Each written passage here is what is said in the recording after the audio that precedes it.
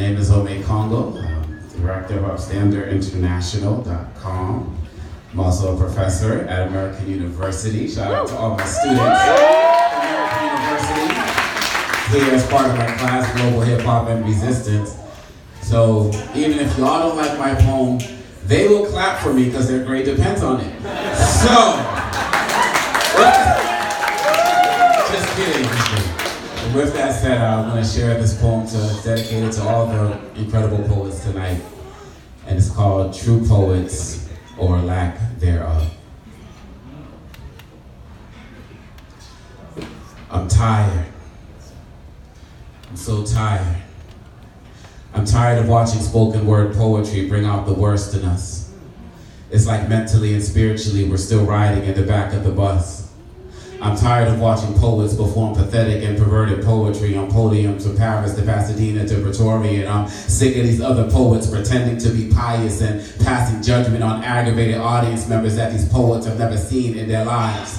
I'm sick of poets getting up to curse the mic with hopeless stories of hypocritical lovers and insignificant others with no evidence or explanation of having healed from their happenstance. I'm sick and tired of tired and sick poets performing pieces that still sound like this, with no originality, because I'm not Jay-Z, but I thank God for granting me this moment of clarity, because I'm tired of watching poets talking loud and saying nothing and covering up for their shallow words by doing backflips and made tricks with little to no poetic substance, because I see right through their inept attempt to focus on the performance and not the poetry, because I realize it's not how you say it, but what you say. I'm sick of poets who haven't mastered the art of listening to their poetic peers, only feeling that their ears merit the flows of the crowd. And while I'm on this tangent, let me just say that I'm really tired and perplexed by poets who get up to the mic intent on cursing each other, because I can go to a dozen dialectically dirty open mics and hear a dozen dirty poets still playing the dirty dozens as if they were back on the plantation, and I can't help but wonder what their poems would sound like before the Emancipation Proclamation. These self-proclaimed field niggas would be entertaining runaway slaves with secret K's with poems entitled On the Block or Let's Make a Deal, with their partner in the background singing whip appeal, and folks would only snap not the substitute for a clap, but when the whip hit their master's back or their baby's face. But even back then, I'd be coming in Nat Turner style with poems inspiring insurrection, and these poems would be entitled Off the Chain and Off the Hook, and I would try to make these poems sound so off the chain and off the hook that every slave who heard the words would want to get off the chain and off the hook. And this is all I'm asking for my fellow poets. Can we write words that are going to inspire each other,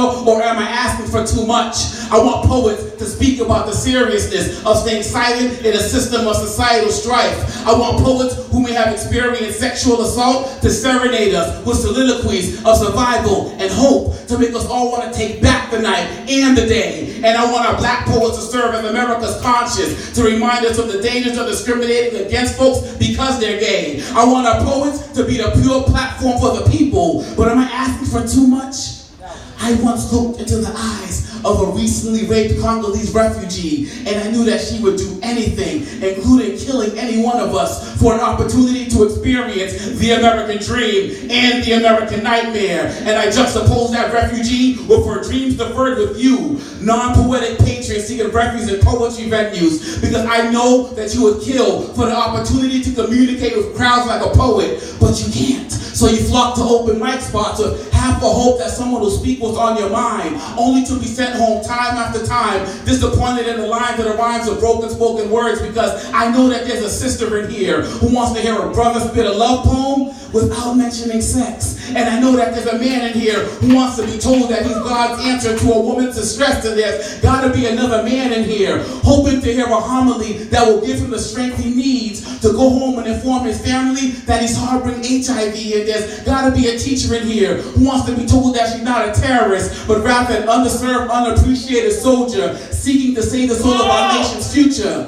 But we as poets, we give you the same downright despicable diatribes, mouthing off about our penis and vaginal size and falsifying other facts about our sex lives in irrelevant dialogues, just trying to poetically screw you with our dictation and vagina monologues. And I'm just tired of these wannabe divas and demagogues souped up in celebrations of self like they're bigger than what they are, forgetting that they're poets and not superstars. And it's quite scary because soon these poets will be rolling up to open mic bars and fur coats, Bentley cars, and Jaguars, while the real representatives of the word will be called alternative and neo-soul poets like India are. But even with a CEO selected title for our genre, we'll still be trying to raise the bar for folks living behind physical and spiritual bars. And we'll welcome those poets who are afraid to be considered bougie because they're studying for the bar. And we'll welcome those rappers who don't think they're poets because they only flow in 16 bars. And so I'm going to take the same poem to 16 bars and ask the same question.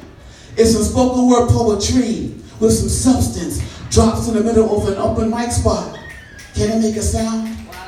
Can it still be profound? Can a love poet influence an indecisive brother to want to go home and propose? Or make a sister believe she can make a man love her before she takes off her clothes? We as poets need to rethink our flows, getting up here intent on cursing each other while the government leaves our children behind because we forgot that it's all about the babies. But now we want to get up here and impress y'all because we read books like the Kama Sutra instead of trying to start reformations like both Martin Luther's. We're going from I have a dream to I got some cream, and it's just sad because I've seen too many hubris hampered poets come and go in 3 minutes like one night stands after raping, sodomizing, and verbally assaulting the mic stand, leaving you feeling violated and alone in search of companionship from compassionate poets. But am I asking for too much? Because if I am, then we're all damned. Because if this is the destiny of man, then I'm going to have to die trying to make a stand for the true poets.